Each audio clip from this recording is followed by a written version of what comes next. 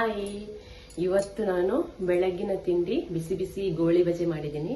ಆ ರೆಸಿಪಿನ ನಾನು ನಿಮ್ ಜೊತೆ ಶೇರ್ ಮಾಡ್ಕೊತಾ ಇದ್ದೀನಿ.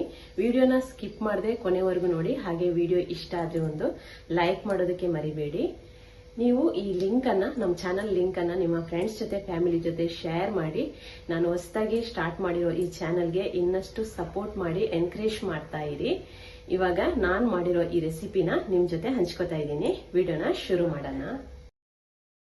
ಬೇಕಾಗಿರೋದು ಇಲ್ಲಿ ಸ್ವಲ್ಪ ಕಾಯಿ ಮೆಣಸು, ಆಮೇಲೆ 1 ಟೀ ಸ್ಪೂನ್ ಅಷ್ಟು ಜೀರಿಗೆ ತಗೊಂಡಿದ್ದೀನಿ, ರುಚಿಗೆ ತಕ್ಕಷ್ಟು ಉಪ್ಪು, ಸ್ವಲ್ಪ ಈ ಕರಿಬೇವು ಸೊಪ್ಪನ್ನ ಈ ತರ ಚಿಕ್ಕದಾಗಿ ಕಟ್ ಮಾಡಿ ಇಟ್ಕೊಂಡಿದ್ದೀನಿ. ಹಾಗೇನೆ ಶುಂಠಿ ಈ ತರ ಚಿಕ್ಕದಾಗಿ ಕಟ್ ಮಾಡಿ ಇಟ್ಕೊಂಡಿದ್ದೀನಿ. ಇದು ಕೋಕೋನಟ್, ಒಂದು ಚಿಕ್ಕ ಪೀಸ್ ತಗೊಂಡು ಈ ತರ ಚಿಕ್ಕದಾಗಿ ಕಟ್ ಮಾಡಿ ಇಟ್ಕೊಂಡಿದ್ದೀನಿ. ಹಾಗೇನೆ ಸೋಡಾ ಪುಡಿ, ಇಲ್ಲಿ ನಾನು 1 ಕಪ್ ಅಷ್ಟು ಮೈದಾ ಹಿಟ್ಟನ್ನು ತಗೊಂಡಿದ್ದೀನಿ. ಇದಕ್ಕೆ ಅಂಥದೇ ಗ್ಲಾಸಲ್ಲಿ ಅರ್ಧ ಕಪ್ ಅಷ್ಟು ಮೊಸರನ್ನು ತಗೊಂಡಿದ್ದೀನಿ. ಇವಾಗ ಇದೆಲ್ಲಾನು ಹಾಕಿ ಮಿಕ್ಸ್ ಮಾಡ್ಕೋಬೇಕು.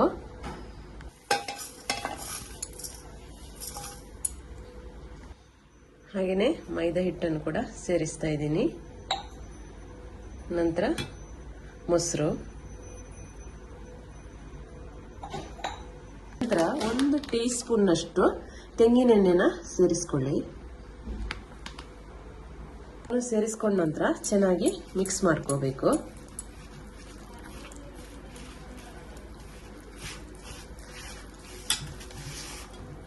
ನೋಡಿ, ಇವಾಗ ಇದು ಸ್ವಲ್ಪ ಗಟ್ಟಿಯಾಗಿದೆ. ಇವಾಗ ನಾನು ಇದಕ್ಕೆ ವಾಪಸ್ ಇದು ಮೊಸರನ್ನ ಸೇರಿಸಲ್ಲ, ಯಾಕಂದ್ರೆ ಮೊಸರು ಸೇರಿಸಿದ್ರೆ ಸ್ವಲ್ಪ ಹುಳಿ ಬರುತ್ತೆ. ಹಾಗಾಗಿ ನಾನು ಇದಕ್ಕೆ ಸ್ವಲ್ಪ ನೀರನ್ನ ಸೇರಿಸ್ತಾ ಇದ್ದೀನಿ. ಸ್ವಲ್ಪ ಸೇರಿಸ್ಕೊಳ್ಳಿ. 1/4 ಲೋಟದಷ್ಟು ನೀರನ್ನ ಸೇರಿಸಿದ್ರೆ ಸಾಕು. ನಂತರ ಚೆನ್ನಾಗಿ ಮಿಕ್ಸ್ ಮಾಡ್ಕೊಳ್ಳಿ. ನೋಡಿ, ಈ ತರ ನಮಗೆ ಹಿಟ್ಟು ಈ ತರ ಬರಬೇಕು. ಇಷ್ಟು ತೆಳುವಾಗಿ ನಾವು ಮಿಕ್ಸ್ ಮಾಡ್ಕೊಂಡ್ರೆ ಆಯ್ತು.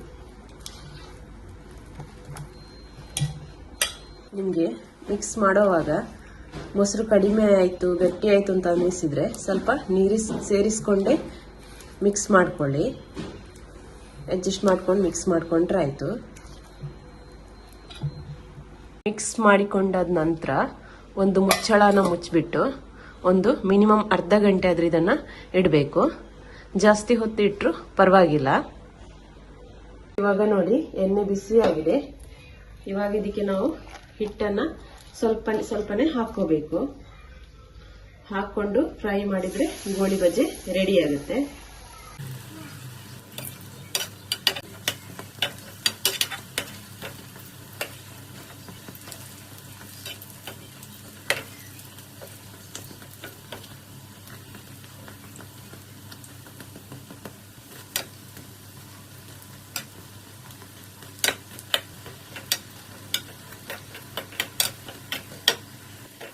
ಇವಾಗ ನೋಡಿ, ಬಿಸಿ ಬಿಸಿ ಗೋಳಿ ಬಜೆ ರೆಡಿ ಆಗಿದೆ.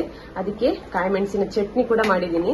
ಹಾಗೆಯೇ ಬಿಸಿ ಬಿಸಿ ಚಾದೊಂದಿಗೆ ಗೋಳಿ ಬಜೆ ತಿನ್ನೋದಕ್ಕಂತೂ ತುಂಬಾನೇ ರುಚಿಯಾಗಿರುತ್ತೆ. ನೋಡಿ, ಗೋಳಿ ಬಜೆ ಎಷ್ಟು ಚೆನ್ನಾಗಿ ಬಂದಿದೆ ಅಂತ.